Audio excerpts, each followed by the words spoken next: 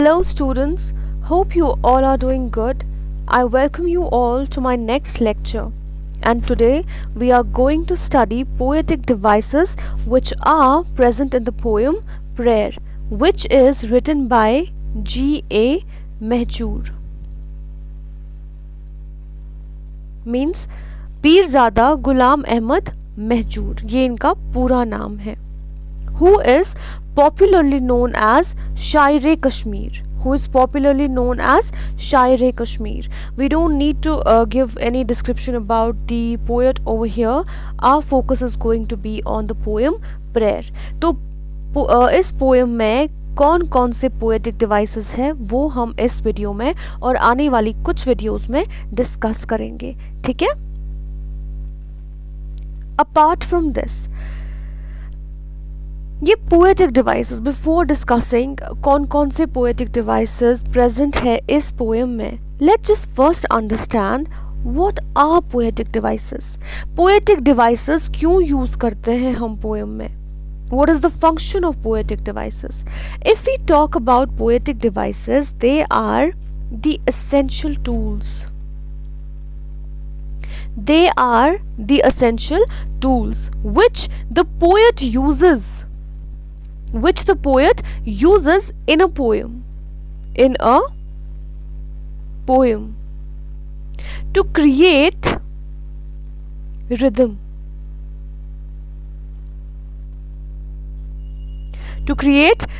in a poem, to enhance meaning, to enhance the meaning of the poem. That means जो आपको मतलब समझ आता है पोएम का, वो किन की वजह से समझ में आता है? इन्हीं पोएटिक डिवाइसेस की वजह से. It intensifies the mood of the poem. It intensifies the mood or the feelings of the poem or the poet. Fine. तो ये पोएटिक डिवाइसेस क्या करते हैं? मतलब एक पोएम में कोई चीज क्यों लिखी गई है? It is because of these poetic, you understand that, because of these poetic devices only. कोई चीज अगर किसी दूसरी चीज से कंपेयर की गई है तो वो क्यों की गई है? That we understand through poetic device. If something has been exaggerated in a poem which is beyond the imagination of a normal person, वो इस तरह से क्यों की गई है? वो पॉसिबल नहीं है एक रियल वर्ल्ड में, वो एक इमेजिनरी वर्ल्ड में ही पॉसिबल है. लेकिन वो हम कैसे समझ पाते हैं? वो पोएटिक डिवाइसेस से ही समझ पाते हैं हम. फाइन. तो ऐसी बहुत सारी चीज़ें हैं जो आपको पता चलेंगी इस पर्टिकुलर वीडियो में. So let's get started with these poetic devices. Okay, and we are going to discuss only those poetic devices which are important to you from the perspective of examination. ठीक, ऐसे ही मतलब there are so many poetic devices but you need not know all of them. Those poetic devices which are important to you from the perspective of examination, हम बस उन्हीं पे focus रखेंगे. Our focus is going to be on those poetic devices only. ठीक है?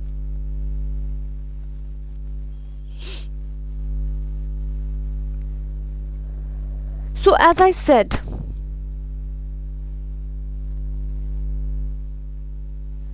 जो पहला poetic device है हमारा वो हम एलिगरी डिस्कस नहीं करेंगे. We are going to start with simile. ठीक है?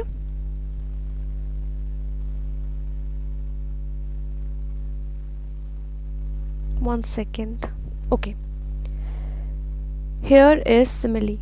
If I ask you कि ये simile क्या होता है, what do you mean by it? It is a comparison. It is a comparison. Means ये एक ऐसा poetic device है in which, one second, in which we compare. क्या कंपेयर करते हैं हम? ऑब्वियसली अगर आप कंपेयर करोगे, आप एक चीज़ को तो कंपेयर नहीं कर पाओगे. You will definitely require two things. तो इसमें भी हम टू थिंग्स को कंपेयर करते हैं, दो चीज़ों को कंपेयर करते हैं. But those two things, are they alike or unlike? They are unlike. So we require two unlike things. What happened to it? Wait a second. It is a poetic device in which we compare, क्या compare करते हैं हम? To unlike things. But हम कैसे उन दो unlike things को compare करते हैं? By using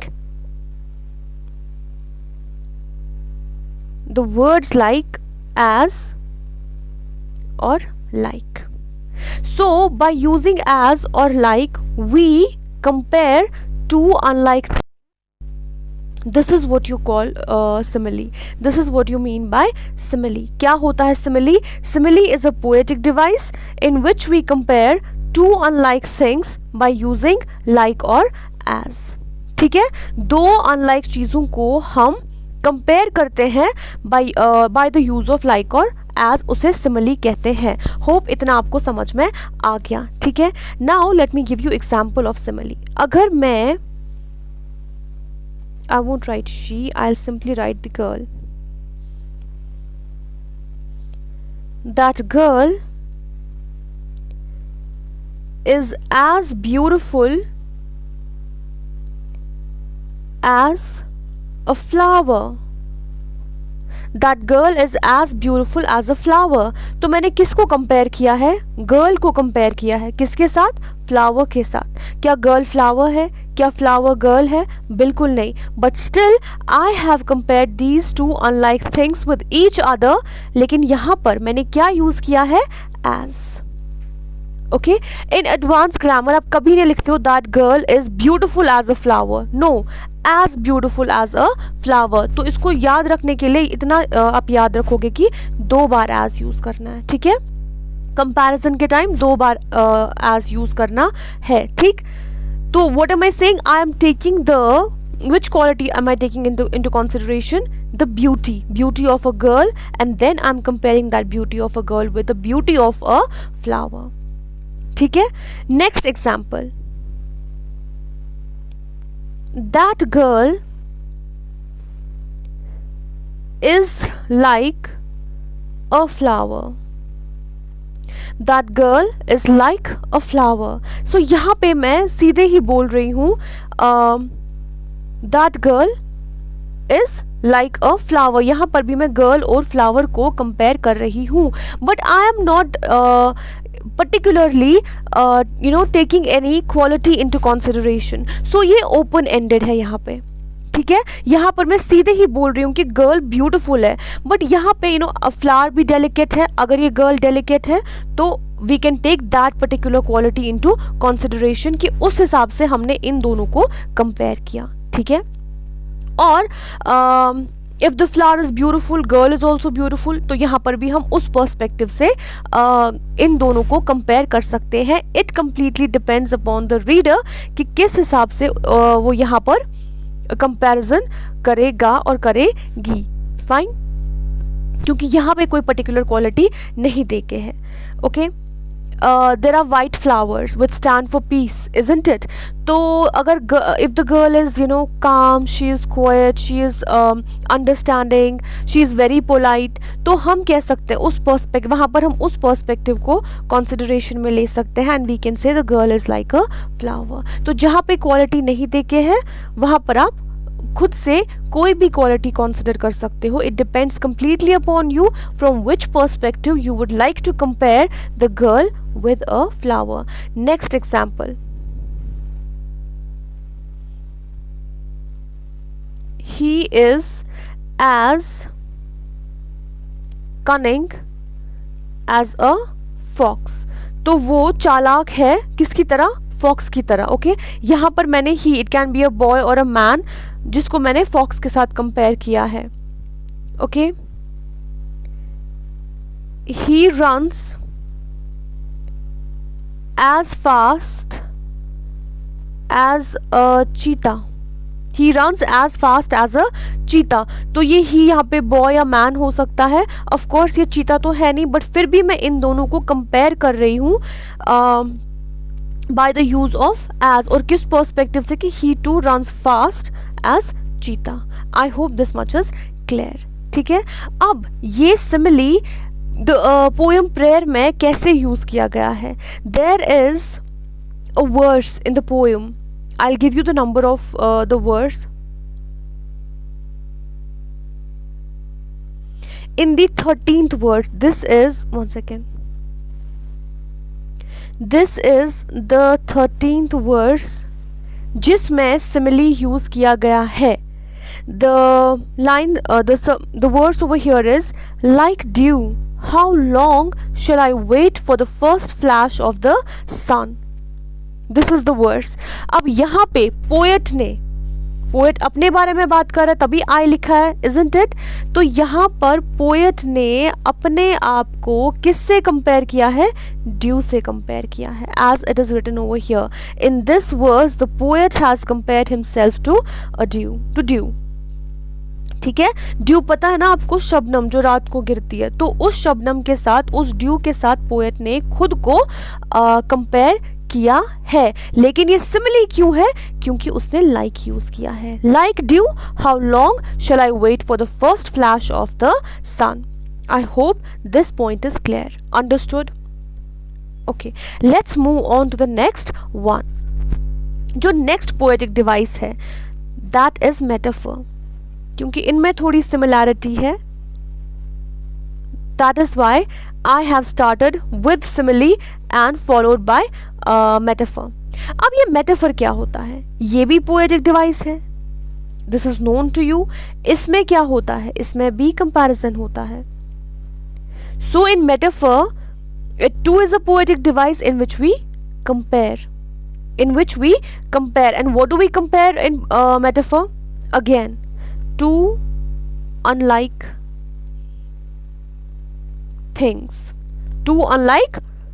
things.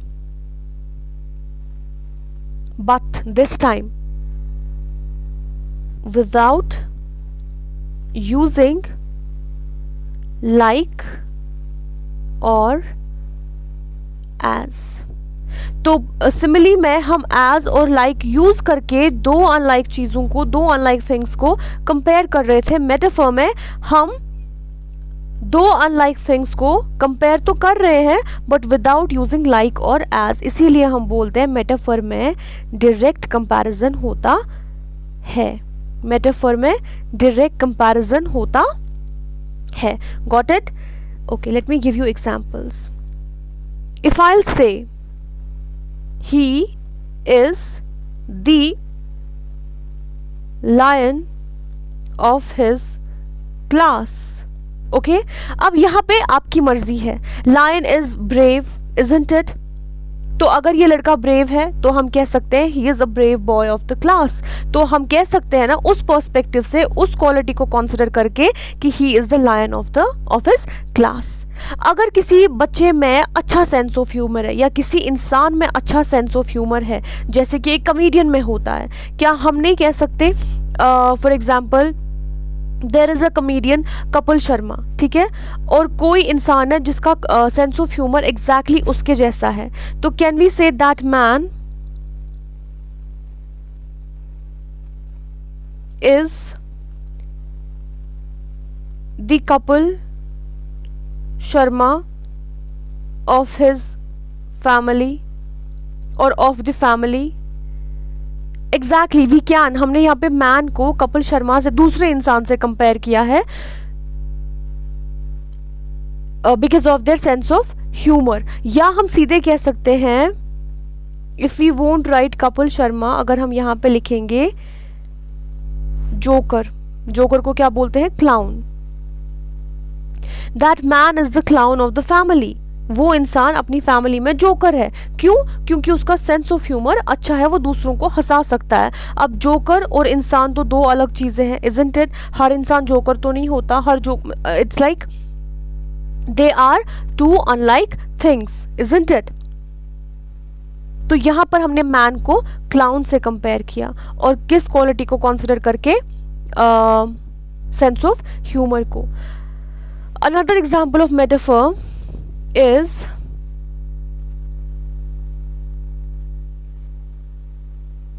camel. The camel is the ship of the desert, the camel is the ship of the desert. क्या केमल शिप है? यहाँ पर हमने केमल को शिप से कंसिडर किया है। क्या केमल शिप है? क्या शिप केमल है? बिल्कुल नहीं। फिर भी हमने इन दो चीज़ों को कंपेयर किया है। क्यों? Because as ship can survive in water without petrol, without anything else, without for days. Similarly, camel also survives in desert without food, without water for days. ठीक है, तो उस हिसाब से दोनों को कंपेयर किया गया है एक दूसरे के साथ। ठीक है, अब इस पोएम में मेटाफर कहाँ कहाँ पे यूज हुआ है?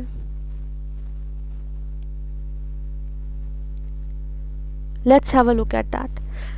There are 5 metaphors used in the poem. पहला, nectar of knowledge. Second, the way of truth. Third, dwell in ignorance. Fourth, you my hope and trust.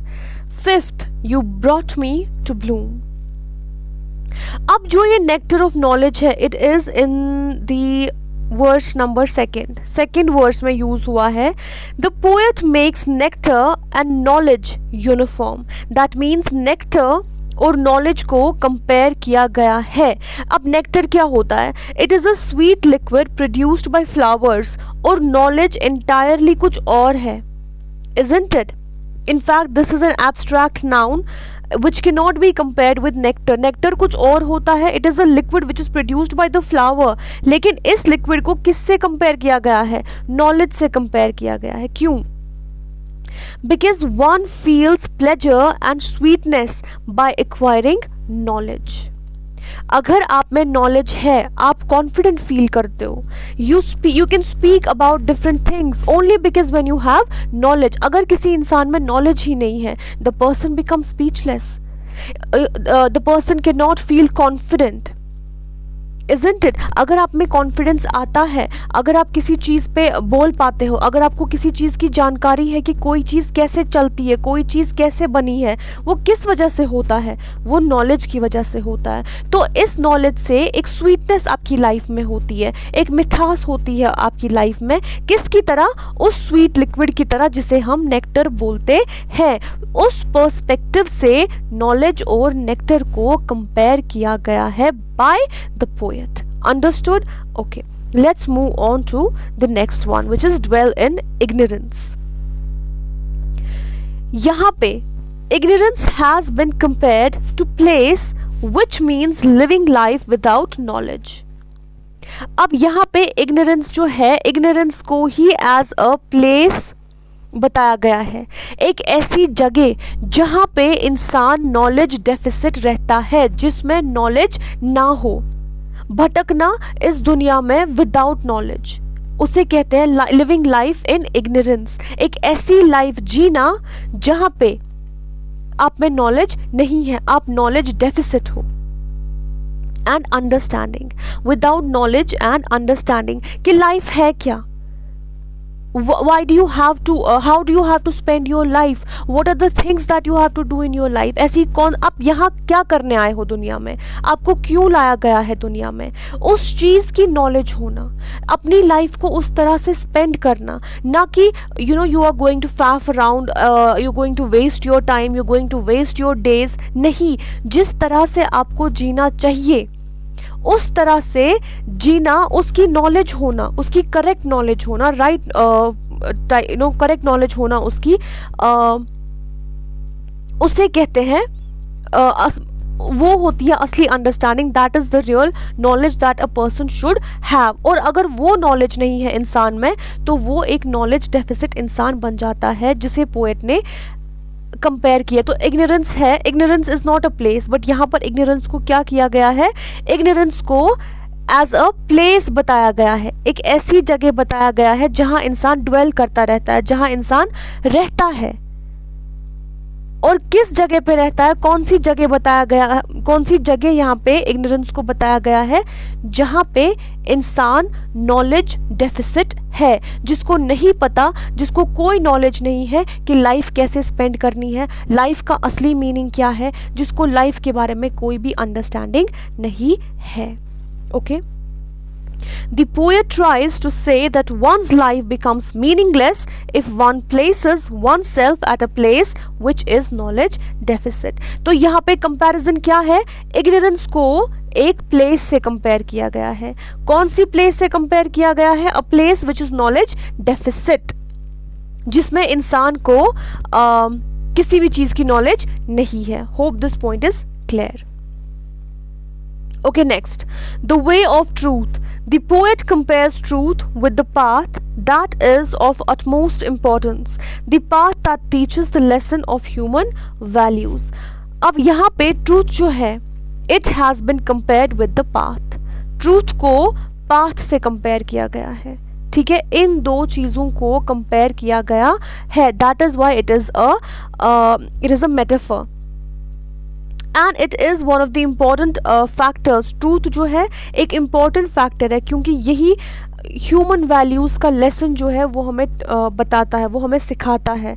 अगर हम सच्चाई के रास्ते पे नहीं चलेंगे, we are not living our life the way we are suppose to. अगर हम सच्चाई के रास्ते पे नहीं चलेंगे तो हम उस तरह से अपनी लाइफ नहीं जी रहे हैं जिस तरह से हमें जीनी चाहिए. That is why the path that teaches the lesson of human values, isn't it? So truth क्यों है, द वे ऑफ ट्रूथ क्यों है मेटाफर? क्योंकि ट्रूथ को पाथ के साथ कंपेयर किया गया है, इसीलिए वे ऑफ ट्रूथ कहा गया है.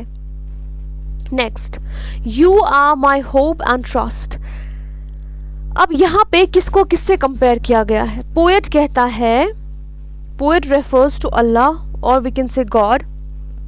Poet refers to Allah and says that you are my hope and trust. Now Allah और hope and trust are two different things, isn't it? लेकिन यहाँ पे poet ने refer किया है अल्लाह को as hope and trust. It is quite comprehensive from the verse itself that the poet refers to God as his hope and trust. अब hope और trust तो कुछ और है, God कुछ और है, isn't it? So these two things have been compared. Next, you brought me to bloom. अब इस वर्स में the poet compares himself to a flower. अब यहाँ पे poet ने खुद को flower से compare किया है, which is brought to this world. It's not wood, it's world. To bloom and flourish in its righteous demeanor, bringing smile to its onlookers. जब आप एक फ्लावर की तरफ देखते हो, जब वो खिलता है, ब्लूम करता है, फ्लरिश करता है, अच्छे से खिल उठता है, उसको देख के दूसरों को भी कितनी खुशी मिलती है. जब वो एक सही ढंग से, जब एक सही तरीके से वो फ्लावर ब्लूम करता है, फ्लरिश करता है, तो उसको देख के सबको खुशी मिलती है. सिमिलरली पोएट कहता है कि he has been brought to this world as a flower, जिसको अपनी जिंदगी एक सही तरीके से जीनी चाहिए, so that he blooms like a flower, he flourishes like a flower, और उसकी वजह से दूसरों को खुशी मिले. He could spread happiness in this world the way this flower does. Hope all these 5 points are clear to you. I am going to stop this video over here only because we cannot exceed more than 20 minutes. ठीक है? I am going to discuss other poetic devices in my next video. Fine? And if you have any query, if you have any doubt, you can write that in the comment section. I'm going to answer each and every question of yours. I'm going to clear each and every doubt of yours. Fine? So stay blessed. Allah Hafiz. Take care. Bye-bye.